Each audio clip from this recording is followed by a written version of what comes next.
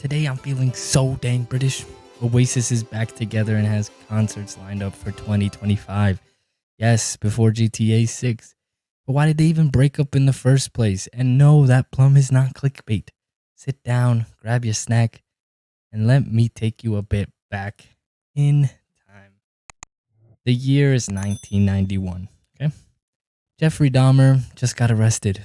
Full House is one of the most popular shows on TV. Not too sure what's going on over there in England, but what I do know is that across the pond, one of the biggest rock bands of England and the whole world was forming. Oasis was started in Manchester by Liam Gallagher and friends, with Noel Gallagher, Liam's brother, joining just a few months later. Now, I'm not going to spend, too much time talking about the history of the band, and I'm only going to mention some key events that led up to the breakup because you guys only want to hear those juicy little bits, and you don't want to be watching an entire documentary, right? We'll get to everything, all right? Don't worry, we'll get there. Later in 1994, the year our TV really starts, Oasis released their debut album, Definitely Maybe, and boom, it was #1 in the UK charts within the week. It was a masterpiece and became the fastest selling debut album in the UK. At least I think it was. It probably was, right? Let's just roll with that. But with this newfound fame, however, those two brothers, they could not keep each other from beefing. All right? They were beefing left and right. All right, so we'll start in 1994 at a concert at the Whiskey A Go-Go in LA. Liam was mad and was on a certain drug from the hit show Breaking Bad, if you know what I mean, and he ended up throwing his famous tambourine at Noel. Tensions were already rising, so, an event like this made Noel feel some type of way, even though the tambourine admittedly didn't really hit him that hard, but, it angered him. Also in 1994, Oasis had an infamous ferry incident in Amsterdam. The band was on a ferry and, there was a bit of intoxication going on, as is the case with many of the events that we're going to be talking about. And a fight broke out between the band, yes. Members of the band got arrested, and obviously this just made tensions even worse because they were already rising. I think Noel left the band for a short period of time, maybe a couple of weeks for the first time, but honestly, I can't find too much on that, so take that with a grain of salt. Liam, though, said he loved it because it was punk rock, but Noel, and I'm assuming the rest of the band, didn't feel the same way. I don't know. Now we move to 1995 when Oasis was recording What's the Story Morning Glory. Liam again brought a bunch of random people to the studio while they were recording, and honestly this really annoyed Noel, who again was just all about the music. Noel was a bit angry because he just wanted to record music. He actually got so fed up with Liam that day that he ended up hitting Liam with a cricket bat. Now this cricket bat sold for auction eventually, so someone out there owns this piece of history, and that's not me. I don't own it. Someone does. Okay, so now we're in 1996. The band was set to perform on MTV Unplugged. Last minute, though, Liam pulled out of the gig and said he had a sore throat. Noel ended up performing all the songs on vocals since, he had written all of them. But then, guess who showed up on the balcony like a damn villain? Yep, Liam Gallagher showed up in the crowd just to heckle the band as they performed without him.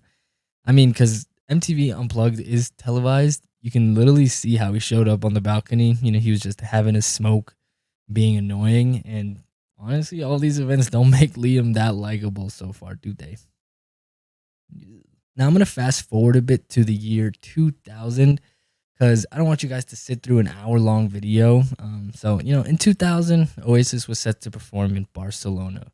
But they had to cancel because their drummer had hurt his arm. So this led the band to go out drinking, and it's where Liam, for, whatever reason, just started questioning the legitimacy of Noel's daughter. Like, I don't know, this guy was actually kind of unhinged, and somehow the actual breakup doesn't happen for an entire 9 years after this event. So Noel got some patience. I'm honestly not sure how this incident alone didn't break up the band, but Noel, as far as I know, didn't leave the band here, so... Now, in 2002, the band was in Munich and they started squabbling yet again. Liam even fought with Munich police and ended up losing some teeth during this incident. So, Liam was a loose cannon and he wanted to live that rock star lifestyle that I mentioned earlier, and it seemed that most of the band didn't want to live like that. But yeah, I mean, it's safe to say Liam and the band were not in good standing. Apparently, though, this incident didn't really involve Noel, only Liam and two other band members. But it's safe to say that this just made tensions between the band as a whole even worse, especially between Liam and the rest of the band. Now, I'm definitely going to be skipping important events, I'm sure, but we're going to skip all the way to 2009. You remember 2009? What a great year.